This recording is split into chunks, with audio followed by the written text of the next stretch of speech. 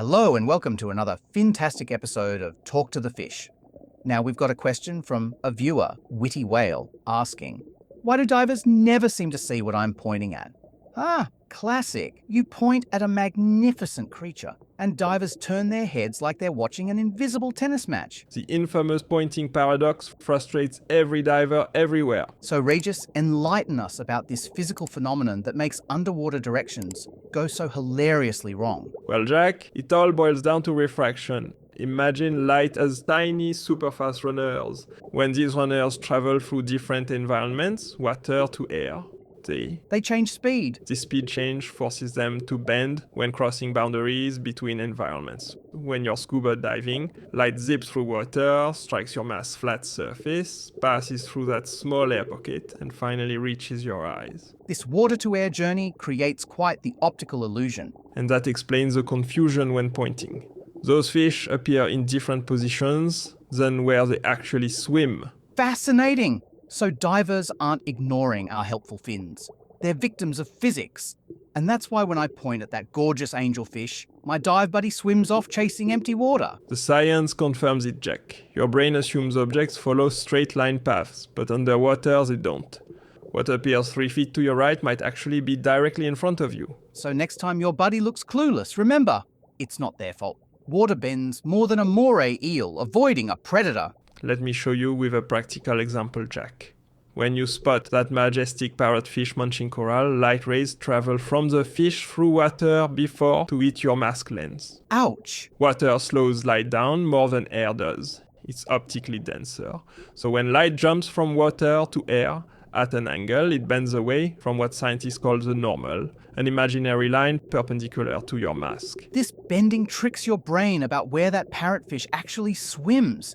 It's pure physics. You get it now? It's just how light works when changing speeds. It reminds me of pulling a toy car toward thick mud. If you pull straight toward the mud, the car just slows down. But pull at an angle, and the wheel hitting mud first slows down, making the whole car veer off course. Spot on with that analogy, Jack. And here's the real kicker. Your brain stubbornly assumes light travels in straight line from objects to your eyes. It doesn't account for that sneaky bend at your mask. Which means the fish isn't where it appears to be. When your brain traces those bent rays backwards, they converge at a false location. Not where our colorful friend actually hangs out. That's the greatest show of miscommunication since dolphins tried teaching trigonometry to groupers. But wait, Jack, it gets even more complicated when two divers try to share. When you spot that magnificent parrotfish and point it out to your buddy, you're actually pointing at a ghost image. Your brain sees the fish in its apparent location and directs your finger there. Not where the fish actually swims. You're essentially pointing at an underwater mirage. So I'm aiming at nothing while thinking I'm helpful? That explains so much about my dating life. Now here's where it turns into an underwater comedy sketch.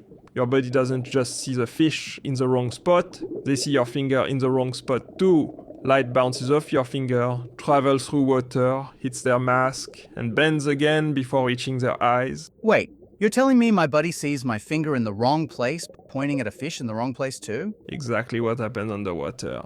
Your buddy's looking through their own personal funhouse mirror, seeing a distorted finger pointing at nothing, while trying to locate a fish that isn't where either of you thinks it is.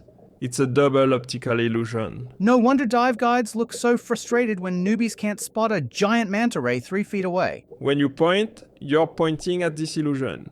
And your buddy sees yet another illusion of your pointing. So what you're saying is, I'm not a terrible dive buddy. I'm just a victim of physics. I'll use that excuse next time I miss spotting a whale shark swimming right in front of my mask. Any final thoughts for our viewers attempting to overcome this fishy phenomenon, Regis? The takeaway is simple.